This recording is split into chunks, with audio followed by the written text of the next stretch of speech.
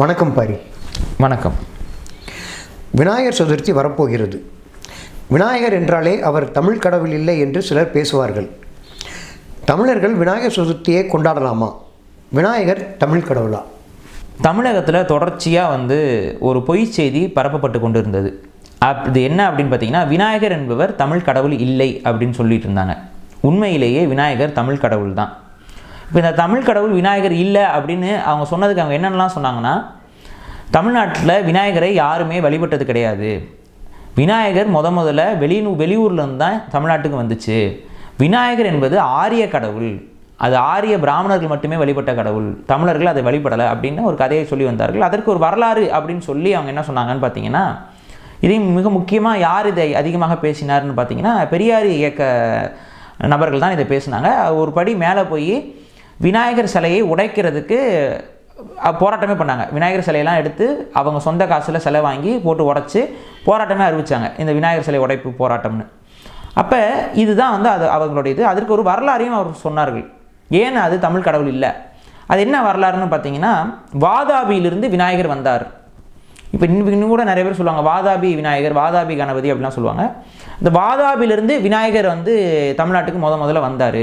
அதுக்கு என்ன வரலாறுன்னு பார்த்தீங்கன்னா, பல்லவர்களுடைய காலகட்டத்தில் நரசிம்ம பல்லவனுடைய படைத்தளபதியாக இருந்த பரஞ்சோதி அவர் அங்கே படையெடுத்து போகும்பொழுது, வாதாபிக்கு போகும்பொழுது அங்கே கோயிலில் இருக்கக்கூடிய அந்த அழகான சிற்பத்தை பார்த்து விட்டு இது நல்லா இருக்கே, வித்தியாசமாக இருக்கேன்னு சொல்லி அவர் அதை கொண்டு வழிபட்டதாக ஒரு செய்தி இருக்கிறது வரலாற்றில். இந்த வரலாற்று துணுக்கை எடுத்துக்கொண்டு அவர் ஒரு சிலையை எடுத்து உண்மை, ஒரு சிலையை போய் எடுத்துகிட்டு வந்தார். அதற்காக தமிழ்நாட்டில் விநாயகர் சிலையே இல்லை அப்படிங்கிறது பச்சை பொய். ஒரு படையெடுத்து போகிறாரு, அங்கே ஒரு அழகான சிலை இருக்குது. இதை எப்படி நீங்கள் பொருத்தி பார்க்கணும் அப்படின்னா, ஒரு மன்னன் பக்கத்து நாட்டுக்கு படையெடுத்து சென்றான். அந்த நாட்டு இளவரசி மிக அழகாக இருந்தாள், அவளை இவன் கடத்தி கொண்டு வந்தான் இப்படின்னு ஒரு செய்தி இருக்குது வரலாற்றில். இதை எடுத்துக்கிட்டு இந்த ஊரில் இருந்தவங்க பெண்களே கிடையாது, இந்த ஊரில் எந்த பெண்களுமே இல்லாதனால இந்த அரசர் அங்கே போகும்பொழுது அங்கே ஒரு பெண்ணை அபூர்வமாக பார்த்ததுனால அந்த பெண்ணை அவர் தூக்கிட்டு வந்துட்டாருன்னு சொன்னால் அந்த கதையை லூசு பைய மாதிரி பேசாதையா, அதுக்கு நான் ஊரில் பொண்ணே இல்லையா, அவருக்கு அந்த பொண்ணை பிடிச்சிருக்கு, அவர் தூக்கிட்டு வராரு.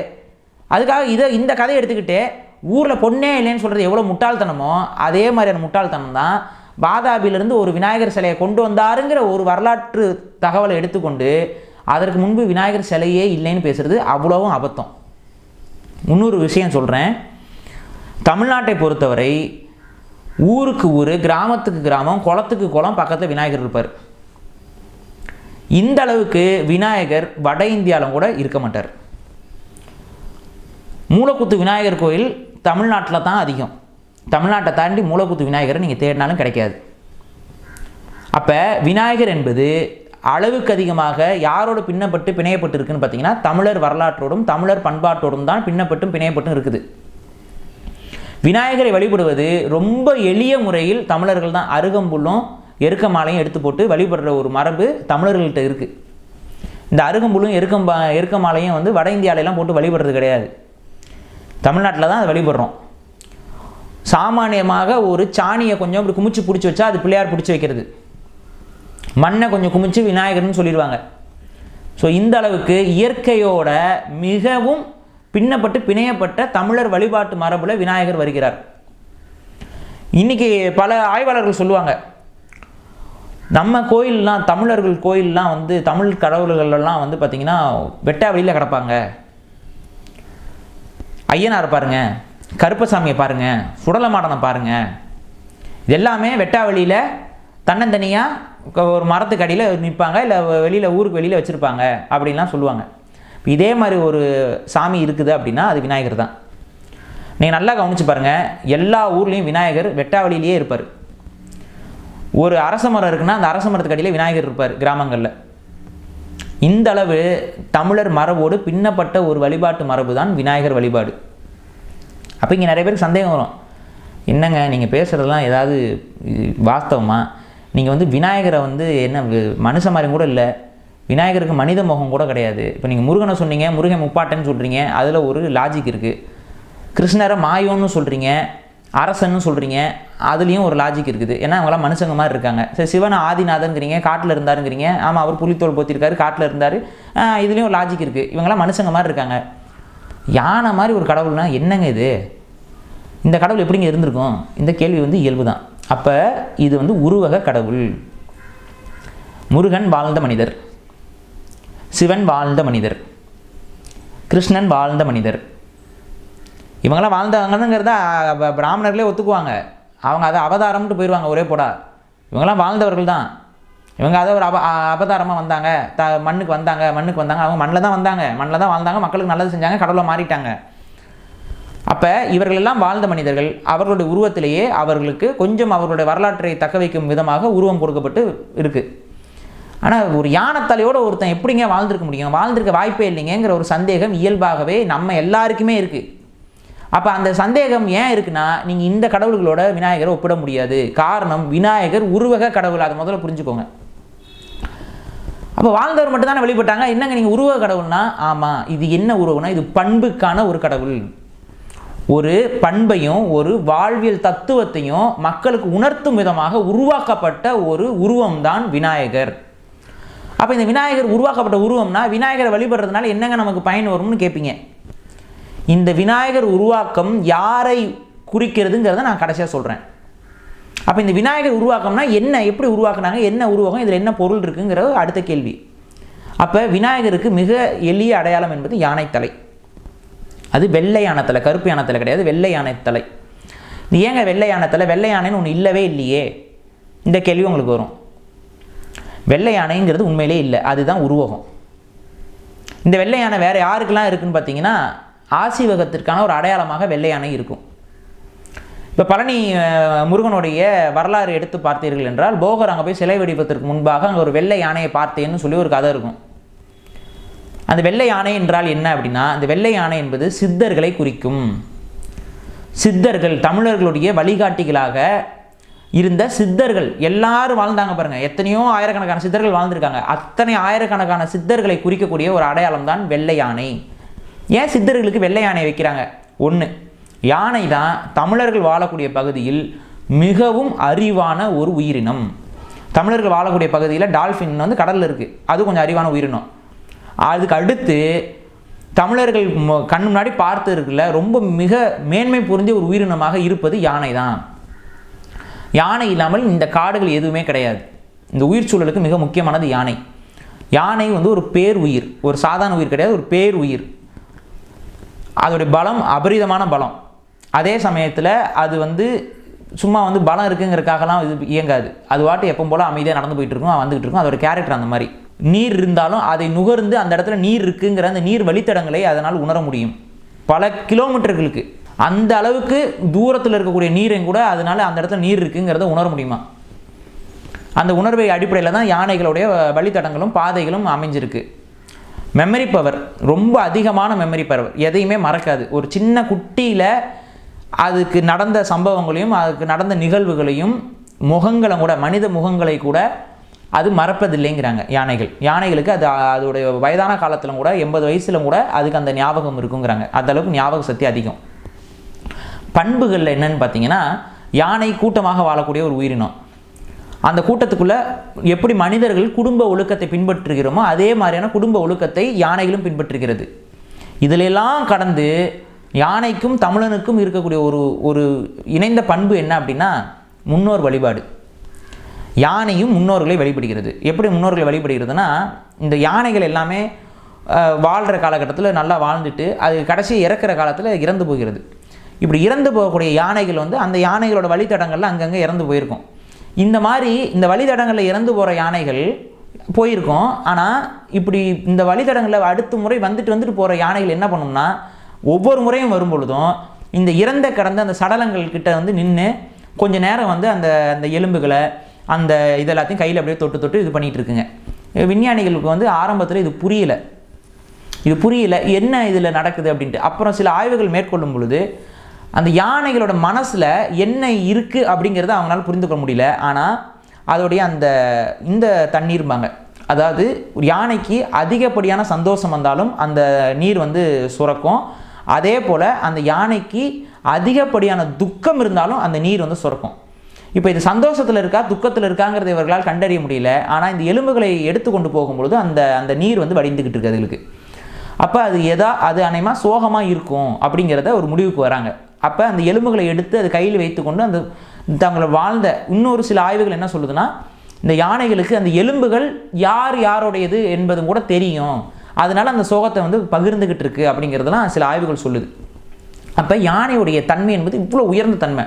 இதை அந்த காலத்தில் இருந்த சித்தர்கள் பார்க்கிறார்கள். ஏன்னா சித்தர்களும் காட்டில் தான் அந்த மூலிகையெல்லாம் எடுத்து வாழ்ந்துட்டு இருக்காங்க. அவங்க அந்த யானைகளுடைய அந்த மேம்பட்ட தன்மையை பார்க்குறாங்க. அப்போ யானை வந்து ஒரு அறிவான மிருகம் அப்படிங்கிறது அவங்களுக்கு புரிஞ்சிடுது. அப்போ அறிவுக்கான அடையாளமாக யானை எடுக்கிறாங்க. ஆனால் இந்த சித்தர்கள்கிட்ட ஒரு வண்ண கோட்பாடு ஒன்று இருந்துச்சு. வண்ண கோட்பாடுனா வேறு ஒன்றும் கிடையாது. இன்றைக்கி நம்ம வந்து 1ஆம் கிளாஸ் 2ஆம் கிளாஸ் 3ஆம் கிளாஸ் நம்ம இப்போ ஒவ்வொரு கிளாஸில் போகிறோம், அதுக்கு ஒரு ஐடி கார்டு கொடுக்குறோம், அந்த ஐடி கார்டு அடிப்படையில் அவங்க படிக்கிறாங்க. ஆனால் இந்த கல்வி என்னென்னா, ஒரு எக்ஸாம் வைக்கிறாரு, அந்த எக்ஸாமை நீங்கள் பாஸ் பண்ணோன்னா அடுத்த ஸ்டாண்டர்டுக்கு போகிறீங்க. ஆனால் அன்றைக்கி இருந்த கல்வி என்பது மெயினான கல்வி. நீங்கள் அதை புரிஞ்சுக்கணும். நீங்கள் சும்மா படித்து எழுதி பாஸ் பண்ணுறது, மனப்பாடம் பண்ணி ஒப்பிச்சு பாஸ் பண்ணுறது கிடையாது. ஒரு கலையை கற்றுக்கிறீங்க, ஒரு வாழ் பயிற்சியில் கற்றுக்கிறீங்கன்னா அந்த வாழ் பயிற்சியில் நீங்கள் ஒரு நிலை அடையணும். அது உங்களுக்கு அந்த ஆசிரியர் முடிவு பண்ணுவார். இவர் இந்த நிலையை வந்துட்டார், இவர் இந்த நிலைக்கு வந்துட்டாருன்னு ஆசிரியர் முடிவு பண்ணுவார். அப்போ இந்த ஆசிரியர் அந்த மாதிரி முடிவு பண்ணுறவங்களுக்கு ரேங்க் கொடுக்கணும்ல. இந்த ரேங்கிங் சிஸ்டம் வந்து தமிழர்கள்ட்ட வண்ண கோட்பாடாக இருந்தது.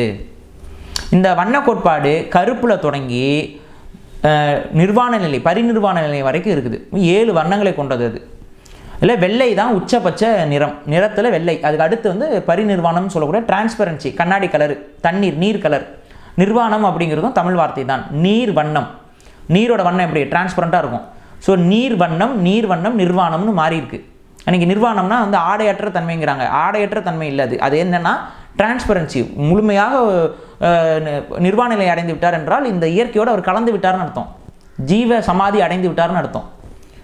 அப்போ அதுதான் உச்சக்கட்ட நிலை சித்தருடைய வாழ்வியல்ல. ஆனால் உச்ச நிலைக்கு முன்னாடி இருக்கிற நிலை வெண்ணாடை உடுத்தக்கூடிய நிலை.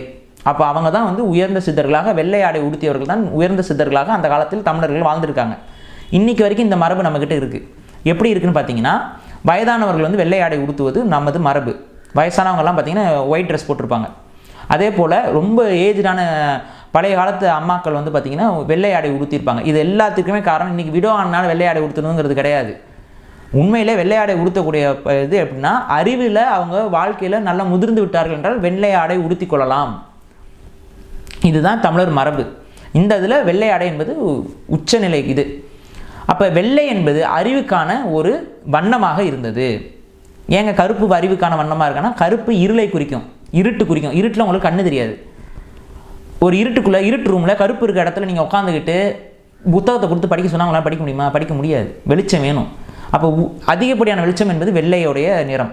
அப்போ வெண்மை நிறம் என்பது அறிவுக்கான ஒரு அடையாளமாக எடுத்துக்கொண்டார்கள். ஆனால் யானை கருப்பாக தான் இருக்கும். அப்போ அவங்க என்ன பண்ணுறாங்க, யானை கருப்பாக இருக்குது, ஆனால் யானை கருப்பாக காட்டினா அது அறியாமையை குறிக்கும். அப்போ வெள்ளை யானையை காட்டு. அப்போ வெள்ளை யானை தலை. அடுத்து வந்து விநாயகருக்கு பெருத்த உடல். என்னங்க இது? அந்த கால தமிழர்கள்லாம் வந்து நல்லா எக்ஸசைஸ் பண்ணி நல்லா பாடி பில்டராக இருந்தாங்களான்னு சொல்லிட்டு இருக்கீங்க. ஆனால் தொப்பைங்கிப்பையுமா அவருக்கு உருவம் எப்படிங்க தமிழர் கடவுள் அப்படின்னு கேட்பீங்க. வாஸ்தவமான பேச்சு தான். இந்த தொப்பையாக இருக்கிறாங்க மனிதர்கள்ங்கிறதுக்காக அந்த உருவம் தொப்பையாக கொடுக்கப்பட்டதில்லை. இந்த பெருத்த உடல் என்பது அந்த காலத்தில் ஒரு சிம்பாலிசம். என்ன சிம்பாலிசம் அப்படின்னா, செல்வத்திற்கான ஒரு அடையாளம். யார் கையில் அதிகமாக காசு இருக்கோ அவங்க பெருத்த உடலாகத்தான் இருப்பார்கள். மிக முக்கியமாக வணிக சமூகங்கள், அமர்ந்தே வேலை செய்யக்கூடியவர்கள், அதிகமாக பொருளாதாரத்தில் இருக்கக்கூடியவர்கள், நல்ல உணவு டெய்லியும் சாப்பிடுவாங்க. அதிகமாக வெளியில் போகணும் வரணும்னு அவசியம் கிடையாது. அப்படியே வெளியில் போயிட்டு வந்துட்டு இருந்தால், பொருளாதாரம் கொண்டவர்கள் வெளியில் போயிட்டு வர்றது அவங்களுக்கு ரிஸ்க்கு, ஆபத்து, கொள்ளையர்கள்ட்டேருந்து களவாடப்படலாம், இதெல்லாம் பிரச்சனைகள் இருக்குது. அதனால் அவங்க அதிகமாக வெளியே போக மாட்டாங்க, வர மாட்டாங்க. ஸோ இந்த எக்ஸசைஸ் பண்ணுறதுலாம் அவங்களுக்கு ரொம்ப கம்மியாக இருக்கும். அப்போ அவங்களோட உடல் இயல்பாகவே பெருத்திருக்கும். அப்போ இந்த பெருத்த உடல் என்பது பொருளாதாரத்திற்கான ஒரு அடையாளமாக இருந்தது. இதற்கு என்னங்க சான்று அப்படின்னா, நீங்கள் வந்து இன்றைக்கி சீனாவுடைய இந்த லாஃபிங் புத்தான்னு எல்லாருமே வாங்கி வச்சுருப்பீங்க. உண்மையாக சொன்னால் குபேரன் சிலைன்னு சொல்லி நிறைய பேர் வீட்டில் வாங்கி வச்சுருப்பீங்க. அது குபேரன் சிலைலாம் கிடையாது. லாஃபிங் புத்தான்னு சொல்லக்கூடிய ஒரு சீன நாட்டு சிலை. அந்த லாஃபிங் புத்தா சிலையை பார்த்தீங்கன்னா நல்ல செல்வ செழிப்போடு நல்லா சிரிச்சுக்கிட்டு கையெல்லாம் அப்படி தூக்கிட்டு சிரிச்சிட்டு இருக்க மாதிரி இருக்கும். அது ஏன் குண்டா இருக்குது? செல்வத்திற்கான அடையாளம் குண்டாக தான் இருக்கும். ஸோ இப்படிப்பட்ட ஒரு அடையாளம் தான் இந்த பெருத்த உடல். இந்த பெருத்த உடலும் அறிவுக்கான அடையாளமும் இணைந்த ஒரு உருவம் தான் விநாயகர். இது என்ன சொல்லுது அப்படின்னா, ஒருவனுடைய வாழ்க்கையில் அறிவான சிந்தனையும் நல்லொழுக்கமும் சிறந்த ஆற்றலும் நல்ல கலையில் உச்சநிலையும் ஒருத்தனுக்கு வாழ்க்கையில் வேணும். ஆனால் அதே சமயத்தில் அவன் ஓட்டாண்டியாக இருந்தால், பிச்சைக்காரனாக இருந்தால் எந்த பயனும் கிடையாது. அதனால் அவன் செல்வத்திலும் சிறப்பாக இருக்க வேண்டும். அப்போ என்ன, ஒருவனுக்கு பொருளாதாரமும் வேண்டும் அவனோட வாழ்க்கையில், அவனுக்கு அறிவாற்றலும் நல்லொழுக்கமும் வேண்டும். நல்லொழுக்கத்தையும் அறிவாற்றலையும் குறிப்பதற்கு வெள்ளை யானை தலை, பொருளாதாரத்தையும் வளத்தையும் செல்வத்தையும் குறிப்பதற்கு பெருத்த உடல். ஸோ இது இரண்டும் ஒருவனுக்கு கிடைத்தால், இது இரண்டும் கிடைக்க பெறுவது தான் ஒருவனுடைய வாழ்க்கை சிறப்பாக இருக்குங்கிறதுக்கான ஒரு தத்துவ உருவம் தான் விநாயகர். தத்துவ உருவம் விநாயகர், இதை புரிஞ்சுக்கணும். இந்த விநாயகர் சிலையை உருவாக்கியவர்கள் அந்த காலத்து ஆசீவக சித்தர்கள். சித்தர்களுடைய ஒரு அடையாளமாக இதை உருவாக்குகிறார்கள். நீங்கள் விநாயகரை வழிபடுவது விநாயகர் என்ற வானத்தில் அமர்ந்திருக்கும் யானை தலை கொண்ட ஒரு கடவுளை அல்ல, மாறாக விநாயகராக நம்மோடு ஜீவசமாதி அடைந்திருக்கக்கூடிய ஆயிரக்கணக்கான சித்தர்களை நீங்கள் வழிபடுகிறீர்கள். சித்தர் வழிபாடு தான் விநாயகர் வழிபாடு. விநாயகர் என்ற அந்த உருவம் சித்தர்களை குறிக்கக்கூடிய உருவம். இதனால தான் விநாயகர் உருவத்திற்கு அரச மரத்துக்கு அடியில் இருக்கும், பஞ்சாயத்து பண்ணுற எல்லா இடத்துலையும் விநாயகர் சிலை இருக்கும். ஏன்னா அந்த காலத்தில் சித்தர்கள் தான் மக்களுக்கு நீதி சொன்னாங்க.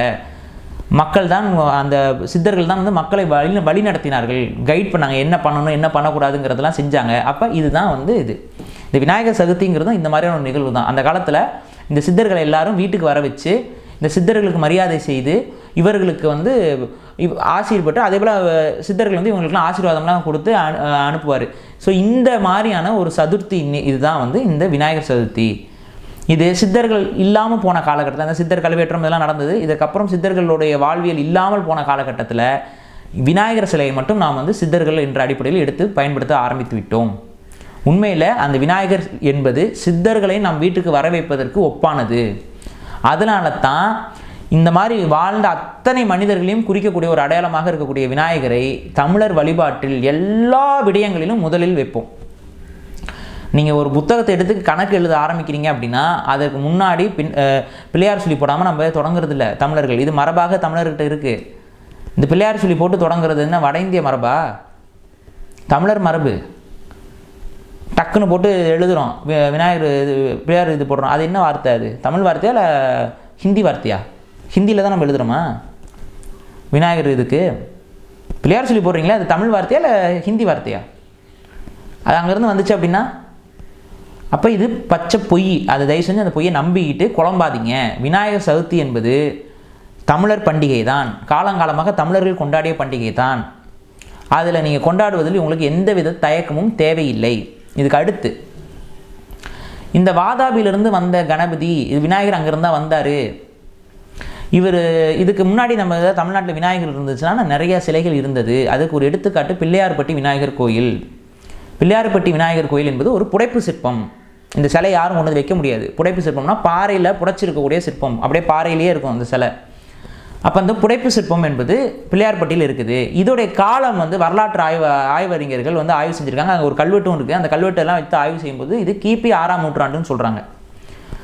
இந்த வாதாபிலிருந்து வந்ததாக கொண்டு வரப்பட்டதாக சொல்லப்படக்கூடிய விநாயகர் என்பது கிபி 7ஆம் நூற்றாண்டை சார்ந்தவர். இது கிபி 6ஆம் நூற்றாண்டு. ஒரு நூற்றாண்டுக்கு முன்னாடியே நமக்கு பிள்ளையார்பட்டி விநாயகர் கோயிலே இருக்குது. சரி, இதுக்கு அடுத்து பார்த்தீங்க அப்படின்னா ஆந்திராவில் நமக்கு அனந்தபுரா டிஸ்ட்ரிக்டில் நமக்கு ஒரு மண் சிலை கிடைத்தது. இது 2ஆம் நூற்றாண்டை சார்ந்த ஒரு சிலை நமக்கு கிடைச்சிருக்கு. ஸோ 2ஆம் நூற்றாண்டிலேயே விநாயகருடைய சிலை கிடைத்திருக்கிறது. இது ஆந்திராவில் இருக்குது. ஆனால் இன்றைக்கி தான் அது ஆந்திர பகுதியை ஒழிய அது அந்த 2ஆம் நூற்றாண்டு காலகட்டத்தில் அதெல்லாம் தமிழக பகுதிகள் தான். ஸோ இது ஒரு தகவல். இப்போ இது மாதிரி எடுத்து பார்க்கும் பொழுது இதுக்கு அடுத்து நீங்கள் பார்த்தீங்கன்னா விநாயகருடைய பல நாணயங்கள் நமக்கு கிடச்சிருக்கு. விநாயகர் பொறித்த பல கோயில்கள் கிடச்சிருக்கு. அது இல்லாமல் பாண்டியர்களுடைய பல கோயில்களில் விநாயகர் சிலைகள் இருக்குது. 7ஆம் நூற்றாண்டு 8ஆம் நூற்றாண்டுலாம் கட்டப்பட்ட கோயில்கள் எல்லாத்துலேயுமே விநாயகருடைய உருவம் இருக்குது. தமிழர்கள் விநாயகர்களை வழிபட்டு கொண்டு தான் இருக்கிறாங்க. இன்னும் இடையில் புகுத்தல. அதே போல் சோழர் காலத்துலேயுமே விநாயகர் ஒரு முக்கியமான கடவுளாக வழிபட கொண்ட கடவுள் தான்.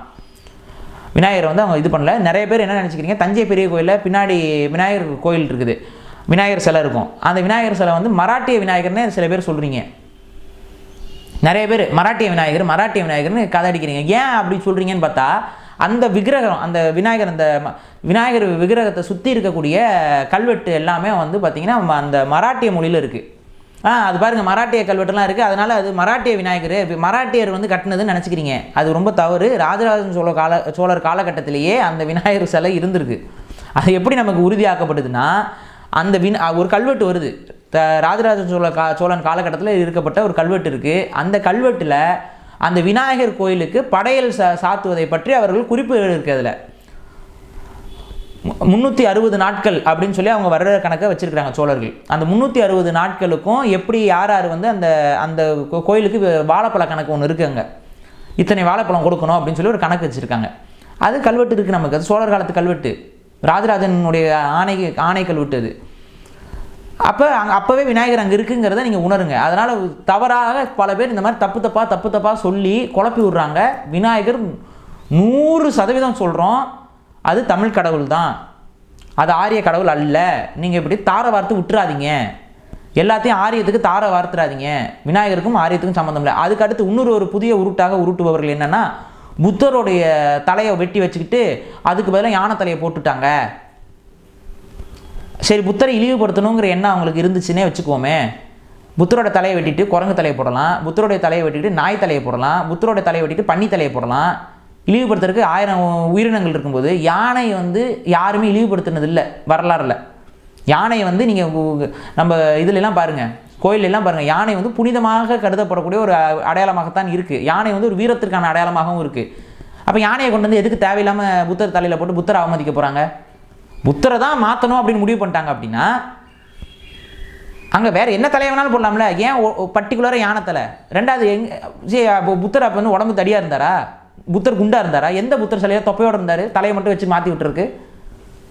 புத்தர் நீங்கள் சிலை பார்த்துருக்கீங்க, பல சிலைகள் இருக்குது. எல்லா சிலையிலும் புத்தருக்கு ஒல்லியாக இருக்க மாதிரி தானே இருக்கார். குண்டும் தொப்பையும் கிப்பையுமா புத்தர் இருக்கார்? அப்போ எதுக்கு இந்த மாதிரி குழப்பிக்கிட்டு இருக்கீங்க? இதெல்லாம் பச்சை பொய். இதுக்கெல்லாம் ஆதாரமும் கிடையாது, ஒன்றும் கிடையாது. சும்மா அப்படியே ஏதாவது கற்பனையில் வரதை அவங்க பேசிட்டு போகிறாங்க. புத்த மதத்திற்கும் விநாயகருக்கும் எந்த தொடர்பும் கிடையாது. விநாயகர் வேறு, புத்த மதம் வேறு.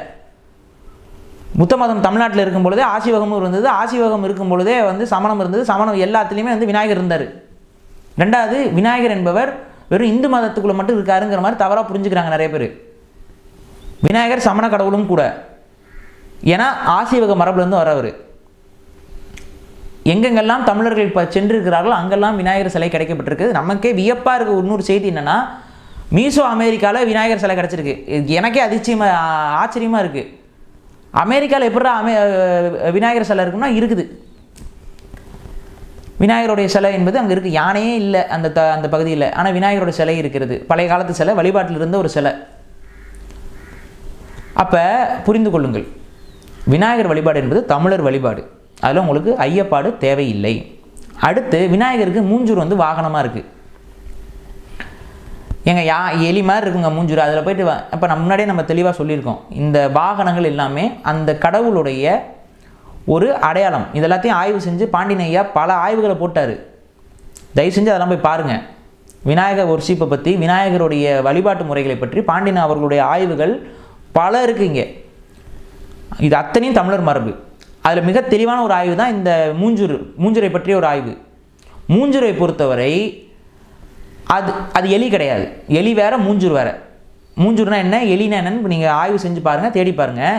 இந்த மூஞ்சூர்களுக்கு என்று ஒரு தனித்த பண்பு உண்டு. அதாவது இந்த குட்டிகளும் இந்த அம்மா மூஞ்சூர் என்ன பண்ணும்னா, குட்டிகளை கூட்டிகிட்டு போகும்போது அம்மாவோட வாழை ஒரு குட்டி கடிச்சிக்கும், அந்த குட்டியோட வாழை இன்னொரு குட்டி கடிச்சிக்கும், இந்த குட்டியோட வாழை இன்னொரு குட்டி கடிச்சிக்கும். அப்புறம் ஒரு ட்ரெயின் மாதிரி மாறிக்குவாங்க. ட்ரெயின் மாதிரி மாறிக்கிட்டு அப்படி தான் போவாங்க சர்ன்னு. தாய் வந்து இப்படி தான் கூட்டிகிட்டு போகும் குட்டிகளை. அப்போ இது வந்து மூஞ்சூர்கிட்ட இருக்க ஒரு பண்பு. இப்போ எதனாலங்க விநாயகருக்கு மூஞ்சூரை வாகனமாக வச்சாங்க அப்படின்னா, விநாயகர் யாருக்கெல்லாம் கடவுளாக இருந்தார் என்பதை நீங்கள் பார்க்கணும். விநாயகருக்கு கணபதி என்ற ஒரு பெயர் உண்டு. கணம் என்றால் மக்கள் கூட்டத்தை குறிக்கும். ஆனால் அது ஆரம்பத்தில் எடுத்தோடனே மக்கள் கூட்டத்தை குறிக்கல. கணம் என்றால் வியாபார ரீதியாக ஒட்டுமொத்தமாக கூட்டமாக சொல்லக்கூடிய மக்களை குறித்தது. கணங்கள் என்றால் இன்னைக்கு நம்ம வாகனம்ங்கிறோம். ஏன் வாகனம்ங்கிறோம்?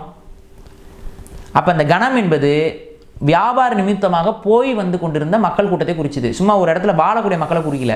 வியாபார நிமித்தமாக ஒரு இடத்துல இருந்து இன்னொரு இடத்துக்கு போனாங்கல்ல. இன்றைக்கி நகரத்தார் சமூகம் இருக்கிறாங்க, வியாபாரிகள். அவங்க வந்து வணிகத்திற்காக ஒவ்வொரு இடமா நகர்ந்து போகிறாங்க. அவங்க கணங்கள். அப்போ இவர்கள் தான் கணங்கள். இந்த கணங்களுக்கு பதி அப்படிங்கிறது தான் கணபதி. அப்போ இவர்கள் எப்படி ஒன்றா போவாங்க அப்படின்னா, அந்த காலத்தில் திருட்டு பயம்லாம் நிறைய இருக்குது. காடுகளில் பூந்து போகணும், வெவ்வேறு இனத்து மக்கள் இருப்பாங்க, எப்போ வேணால் அடித்து அவங்களுடைய செல்வங்களை பறிக்கலாம். அப்போ அவங்க தனியாலாம் போயிட்டு இருக்க முடியாது. இன்றைக்கி போகிற மாதிரிலாம் தனியாக ஒரு காரில் தனியாக ஒரு ட்ரெயின்லாம் போயிட்டு இருக்க முடியாது. கூட்டமாக போனால் தான் அவர்களுக்கு பாதுகாப்பு. அப்போ அந்த கூட்டமாக போகிறதுக்கு அன்றைக்கி என்ன பண்ணுவாங்கன்னா, ஒரு 50-60 வண்டி 70 வண்டிகள்ன்ட்டு ஒட்டுக்காக போகிறது. அவங்க வீரர்கள், அவங்க ஒன்றா போகிறவங்க, ஒருத்தர் தூங்கிட்டு இருப்பாங்க, 2 பேர் 3 பேர் தூங்கும்போது மிச்சவங்களாம் முழிச்சுட்டு இருப்பாங்க. இது மாதிரி ஒரு 200-300 பேராக போகிறது, ஒட்டுக்கா. அப்படி 200-300 பேராக போகும்போது என்னென்னா பாதுகாப்பாகிடுது. அவங்களே பாதுகாத்து கொள்ளலாம். ஒட்டுக்கா எல்லாரும் போகிறனால ஒரு பாதுகாப்பு உணர்வு இருக்கும். யாரும் வந்து அவங்கள கொள்ளையடிக்க முடியாத ஒரு சூழல் ஏற்படும். ஸோ இப்படி ஒட்டுக்கா தான் அவங்க எல்லாரும் போவாங்க. இது எப்படி இருக்குன்னு பார்த்தீங்கன்னா, வரிசைக்காக அந்த வண்டிகள் போகும். அப்போ இந்த வாகனங்கள் வரிசைக்காக போகிறத பார்த்து இந்த இதை விநாயகர், இவங்க தான் விநாயகரை வழிபட்ட மக்கள். ஏன்னா இவங்களுக்கு தானே செல்வமும் வேணும், அறிவும் வேணும்னு விரும்பக்கூடியவர்கள். அப்போ இவங்க வழிபட்ட விநாயகருக்கு வாகனமாக எதை வைக்கிறது? இதே மாதிரியான ஒரு ஸ்ட்ரெயிட்டாக போகக்கூடிய, கூட்டமாக ஒன்றா போகக்கூடிய ஒரு உயிரினம்னா மூஞ்சூர் தான். அந்த மூஞ்சூரை வாகனமாக வச்சு கணபதி என்ற அந்த வார்த்தைக்கான ஒரு விளக்கம் தான் அந்த மூஞ்சூர். இப்படி தான் ஒவ்வொரு இதுவும் வருது. அதனால் இதெல்லாம் வரலாற்று செய்திகள். இவையெல்லாம் விநாயகர் என்பவர் நம் கடவுள் அப்படிங்கிறதுக்கான ஒரு சில எடுத்துக்காட்டுகள். இப்போ இந்த அளவிற்கு ஒரு மேன்மை பொருந்திய ஒரு அடையாளமாக, உருவகமாகத்தான் தமிழர்கள் விநாயகரை உருவாக்கி வைத்திருந்தார். ஆனால் இதை வந்து பின்னாடி வந்த இந்து மதம் இந்த விநாயகரை தங்களுக்குள்ளே ஐக்கியப்படுத்தணும். அப்போ இது என்ன பண்ணுறதுன்னு தெரியாமல் இப்படி நிறையா கடவுளை அவங்களுக்குள்ளே இழுத்துக்கிட்டாங்க. அப்படி இழுத்ததில் விநாயகரையும் இழுக்கணும். அப்படி உள்ளே எப்படி இழுக்கிறதுன்னு தெரியாமல் சில இந்த விளக்கம் அப்புறம் கேட்பாங்கல்ல, யானை தலை எப்படி வந்துச்சு, உடல் பெருத்திருக்கு, எப்படி இருக்குது, இதெல்லாம் கேள்வி வரும். அப்போ கேள்வி வரும்போது அதுக்குன்னு பல கதைகளை இவர்கள் அடித்து விட்டார்கள். அதில் சில கதைகள் தான் உங்களுக்கு நன்றாகவே தெரியும்.